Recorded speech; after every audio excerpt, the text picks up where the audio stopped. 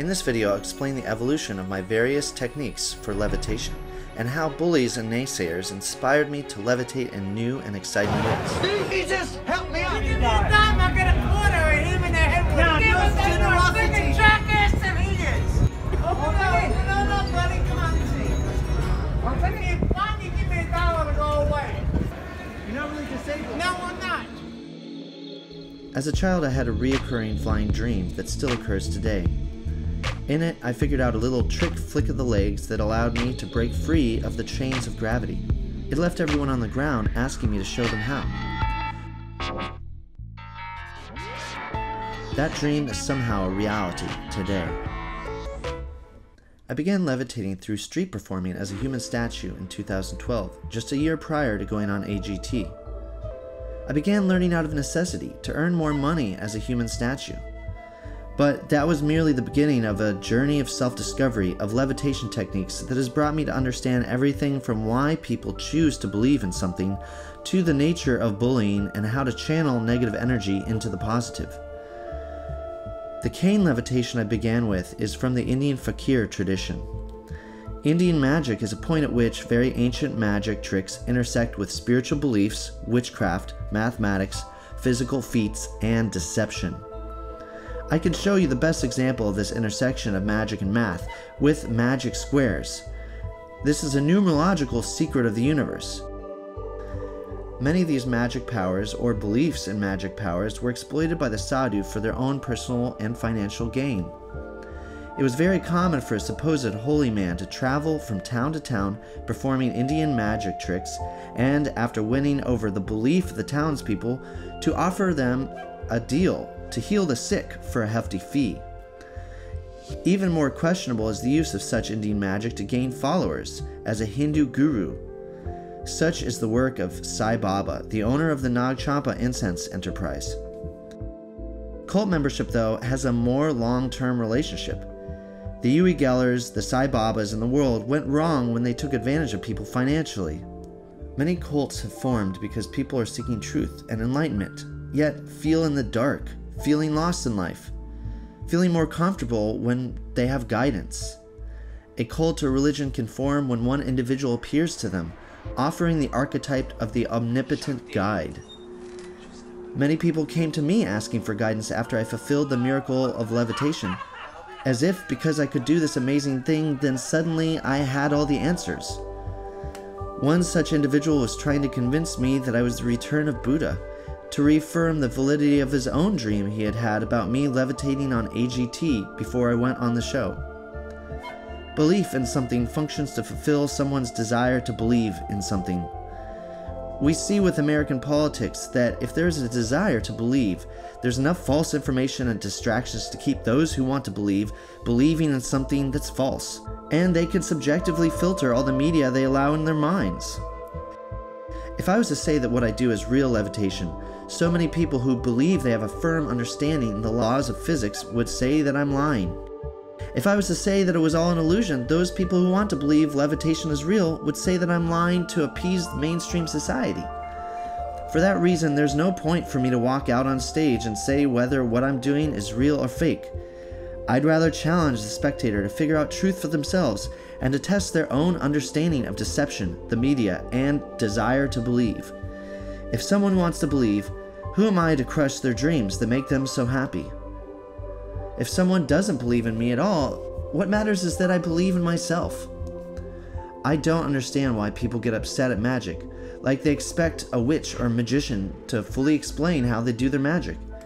These people think that everything that they see on a glowing screen is supposed to be 100% non-fiction, not being able to separate a video on YouTube that's clearly trying to inspire and entertain. It's like they have an ego about it. I hate magicians always trying to trick me. Their ego is based largely on how smart they think they are, and their ability to explain reality. So when the magician presents something that questions their understanding, they feel insecure and want to lash out and fully explain it. This is why cops are some of the best audiences for magic. This is because law enforcement and military has strict hierarchies of authority, and not questioning orders and levels of access to classified information is a precedent. Cops are trained to not ask why, they just know they need to follow the order. So cops have no trouble suspending their disbelief, because they show up to a magic show, their order is to get tricked by the magician and not question the authority of that magician, because the why and the how is classified information. Speaking of cops, here's what to do about the bullies. Get in here and get out of here! I'm gonna unload my stuff, sir. You are? Yeah. You're gonna get your ass busted. We have a system. You have a system? Let me tell you about your system, That punk. was assault, man. Yeah. You want some more? People who accomplish great things are often bullied the most. Martial arts teaches us how to react to and channel an opponent's own offensive energy to be used to defeat them. And when responding to a bully, it's important to empathetically understand the mentality of the bully. The bully sees something that amazes others. They become jealous, thinking that others don't think they are amazing as well, so they feel it necessary to speak poorly of the thing that others are attracted to. It's like crabs in a barrel. When one crab gets to the top of the barrel, all the other crabs try to pull them down. When you see the bully, you are able to pity them when you realize that this individual has much more pain in their life, and that's why they're lashing out. I'm sorry, I didn't mean to hurt you, I love you! I'm sorry, I'm sorry! I would take that negative energy and use it to motivate me to be better and to not let the little mosquitoes bother me.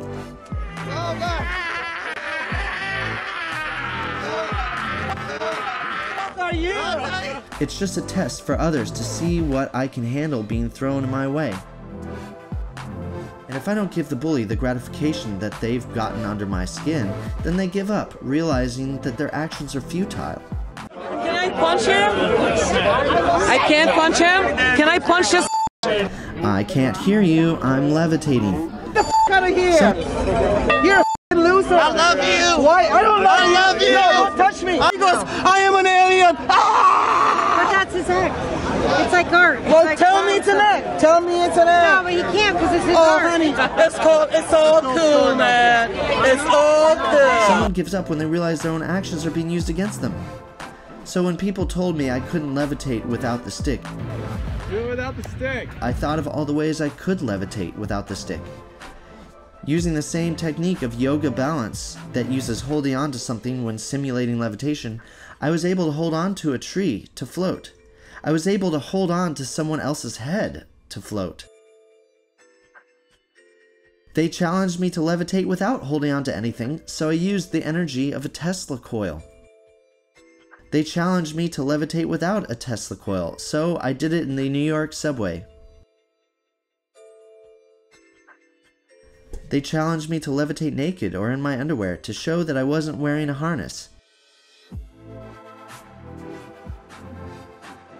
In this way, I channeled the negative energy and saw winning over the bullies and skeptics as the ultimate challenge. For sometimes, all the bully is looking for is friendship, human connection, and the only way they know how to interact with the world is through aggression and negativity. Maybe few people in their lives have showed them anything different than this, and the most positive way to affect them is to show them by example what love is. And maybe they too can learn to love. Aww, see, that's love, my friend, and it feels much better than hate, right?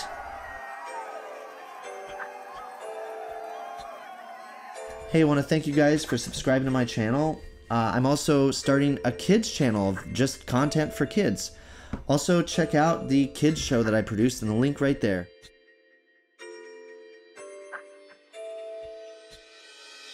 I appreciate each and every one of you.